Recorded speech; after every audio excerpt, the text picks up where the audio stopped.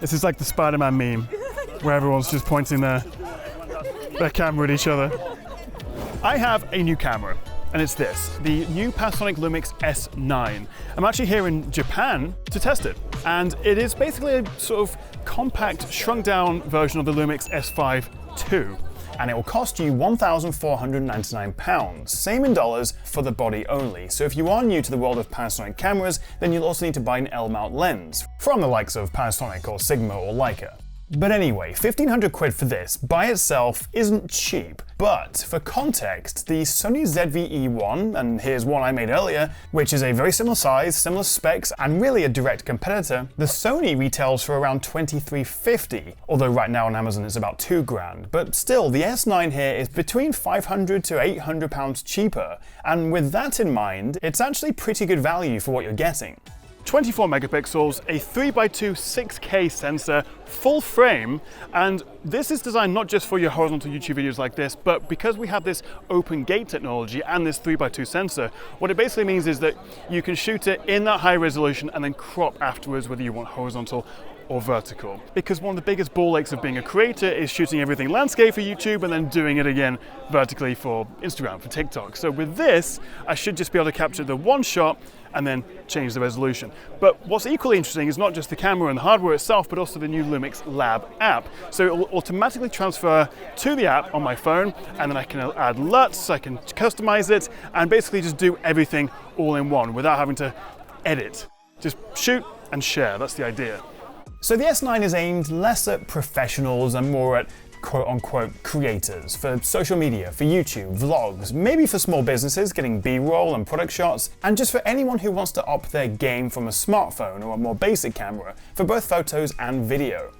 And also for those wanting a quick workflow of shooting to sharing, and maybe also like the idea of dabbling with shooting in log and using LUTs. There's literally a LUT button here on the back where you can scroll through the different color profiles you've added to your camera, giving you more creative options. And you can make or import your own ones or download ones from Lumix or that other creators have made via this new LUMIX Lab app, which is actually a lot of fun to play around with. So this kind of camera is absolutely aimed at people like me, and also, to be honest, my wife Sarah. She runs her own wedding florist business called The Way to Bloom, and she shoots her content for socials with a Pixel 8 Pro, which is fine, but she wants a higher end, more professional look. This is for her, and also for me, and it comes in 4 colors, although obviously this olive green one is the best. Coffee, check.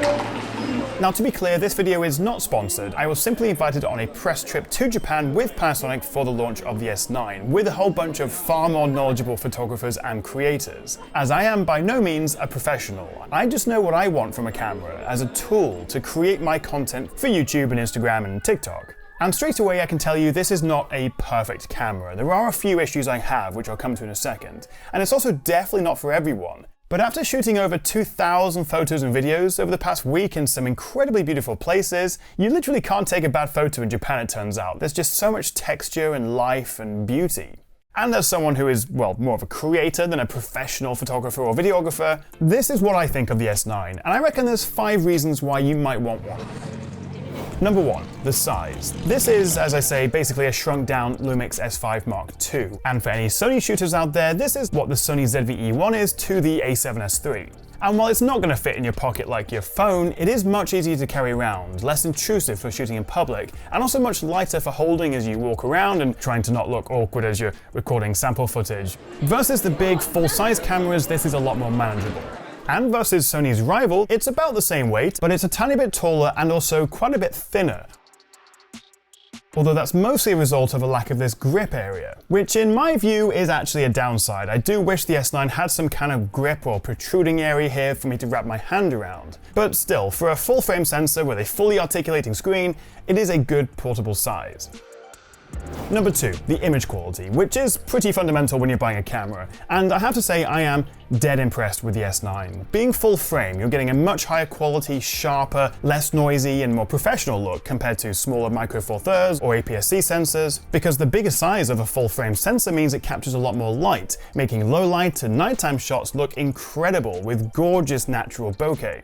And that, paired with the dual native ISO, which is at 640 and 4000, it means you have a ton of flexibility to whack up the ISO, brightening up even really dark scenes. And as I meandered through the streets of Osaka late at night, I even found up to 12800 ISO more than usable with the S9 with minimal noise. And you are absolutely not going to get shots like this from your phone.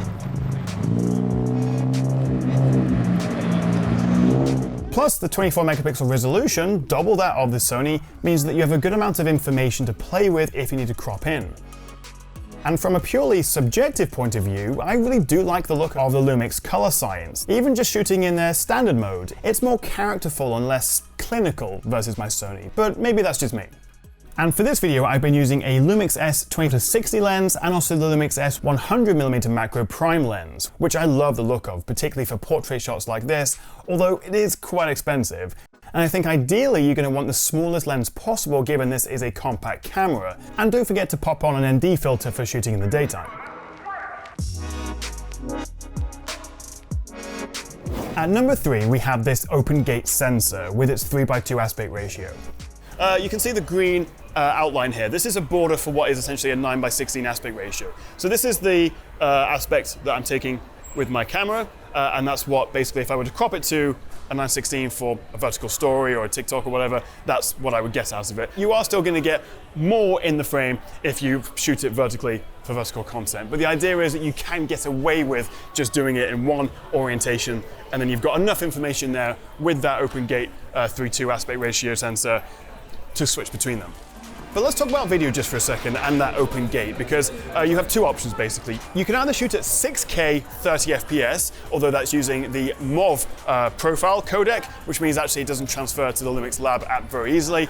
By default, you're set to 3.8K 30 using a new MP4 Lite format, which makes it much easier and faster to transfer to your phone and edit and upload after that. So if you do want the absolute highest resolution possible, you'll want to shoot in that 6K, then take the SD card out, put it in your laptop, edit it that way. But if you want to go through the Lumix Lab app and make it as quick as possible, then stick with that 3.8K MP4 Lite. The downside is regardless of whether you shoot at 6 or 3.8K, it's all set to 30 FPS. In fact, I don't even think you can shoot 4K 60 with the full frame. You have to switch it down to APS-C. So there are definitely some limitations of this, and the big one, which a lot of people are getting a bit frustrated about here, is that if you are shooting in 6K, you've got a 10-minute recording limit. At the 3.8K, the default MP4 Lite setting, you've got 15 minutes of recording, which is a bit frustrating, and I'm told it's just so that the internal temperature doesn't go above 40 degrees Celsius, so that's why they've put those limits there. But the idea is this isn't supposed to replace your main on a tripod A-roll camera that you shoot for 30, 60 minutes back in the studio. This is your, out and about, point and shoot, TikTok, Instagram content creation device. And you can literally just stop and start the recording so you get 15 minutes, 15 minutes, 15 minutes. It's plenty for what you should be using this camera for. Okay, number 4 has to be the stabilization. I'm literally holding the S9 in my hand here as I walk down these stairs. And this is without the extra IS boost option that you can turn on in the settings. I would say it's 2/3 the way to what you'd get from using a gimbal. And for me, particularly for product shots or if I'm doing a piece to camera and walking and talking, being able to rely on this in-body stabilization is so helpful. How does it compare to the Sony? Well, have a look for yourself. Okay, so this is a stabilization test and also an internal microphone test, because why not? Just walking down the street, shooting at 4K 30 on the Sony ZV-E1. We got 6K 30 actually, full sensor on the new Lumix S9. 640 ISO, f8, 60 shutter speed, and with their default image stabilizations. And yeah, what do you think? And at number 5, we have the software. Not the UI, I should say. The menus and the buttons and the settings all still feel a bit clunky, and it might all be a bit overwhelming if you're not used to using a proper camera, but it's the software in terms of how simple they made adding LUTs to your footage, or lookup tables, which are basically color profiles. And also how streamlined your workflow can be with this brand new Lumix Lab app. Now, this isn't a full replacement for the Lumix Sync or the Panasonic Image app, as it doesn't give you remote control access, for example. They will be adding more features to this over time, but for playing around with the LUTs and tinkering with settings, and more importantly, for sharing your shots as quickly as possible from the camera, it's actually pretty great. So one of the use cases for me is that I'm somewhere interesting. I'm here in Osaka and there's a lot of cool stuff to shoot. And let's just say I want to take a high quality photo and put it up on my Instagram stories as quick as possible. That's something I do quite a lot. So let me just snap a photo right here. And I've got the Lumix app the Lumix Lab app on my phone. I'll just pull that up here. It's automatically connected as the sirens go past. And then immediately it'll start auto-transferring the photos and videos I've taken. And this is literally the shot I just took of that lady standing over there. So I have it in the Lumix Lab app gallery here. I already shot it in the Vlog 709, so I could just throw that into Lightroom. That's what I would normally do, apply my presets on LUTs, but I'm in the Lumix Lab app here. And here I can really quickly change the LUT that is on top. I can change the opacity of the LUT. I can also tinker and tweak with the different settings. And actually, this Streetwise LUT that I'm using here was made by another creator. There's a whole bunch of them that you can download and then either install straight onto the camera itself or apply on the phone afterwards. And then let's tweak that a little bit. I can change the color, perhaps make the white balance a little cooler, up the saturation a little bit. You can play around. And you can also have two LUTs. So let's say you shoot in log, you can then add a Rec 709 on top of that, and then your own custom color LUT on top of that, which is very cool, and then change the opacity, the intensity of it. So I'm happy with that photo. I'm now going to save it to my gallery, pop into Instagram. Let's go up here. I'm literally doing this live. There's the story, posted. Now, I know there are other quick workflows that you can have with other cameras as well, including the Sony's, but it's this Lumix Lab app and also the very fast 5 GHz Wi-Fi transfer, which means the photos you take are pretty much instantly in your phone's photo gallery and also in the Lumix Lab app gallery, where you can then, as I say, apply all those LUTs, or do none of that. If the idea of LUTs and color profiles and Rec 709 and vlogs and manual mode, all that stuff kind of freaks you out or you just don't care, then that doesn't really matter either. I have to say, and a lot of the photographers on this trip will probably tell me off for doing this, but I've been shooting a lot of this stuff in just intelligent auto mode, IA, in the standard color profile, not messing around with anything, because I do actually really like the Panasonic aesthetic, the color. So you could take a high quality snap, have on Instagram within about 30 seconds. It's pretty cool.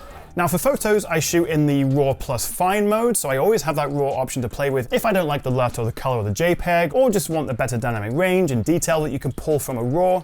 And for videos, I've been mostly shooting in Vlog, and then adding a Rec 709 LUT afterwards, and tinkering the color and adding further LUTs from there. So far, so good then, but there are a few compromises here. For instance, there's no EVF or electronic viewfinder, so you have to rely on the screen, which is less of an issue for video, but it can be annoying for photos, and kind of takes away from this being a bit more of a street photography camera.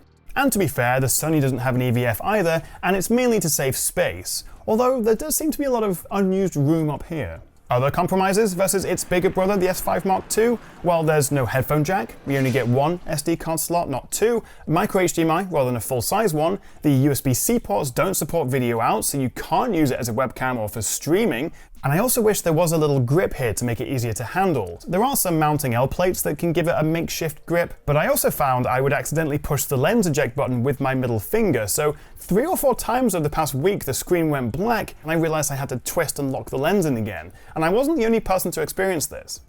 And we're getting 10-bit 420 color, not 422. Also, rolling shutter can be a bit of a problem here, whether you're making a quick pan or have a fast-moving subject. On the plus side, if you pair the S9 with any Lumix mechanical zoom lens, you can use the new hybrid crop zoom feature, which combines the optical zoom with a crop zoom, letting you punch in even further while retaining a surprisingly good amount of detail. So that is the new Panasonic LUMIX S9. As a semi-pro Sony shooting content creator, I've had a great time with this. It's not perfect, it's not for everyone, but given how much cheaper it is than the ZV-E1, and I don't know if there's a better combination of image quality, compact size, and the quick workflow you get with that Lumix Lab app. But what do you reckon? Are you tempted to pick one up? Let me know what you make of the S9 in the comments below. If you did enjoy this video, which I hope you did because you watched it till the end, a cheeky like and subscribe would be fantastic, and I'll see you next time right here on the Tech Chat.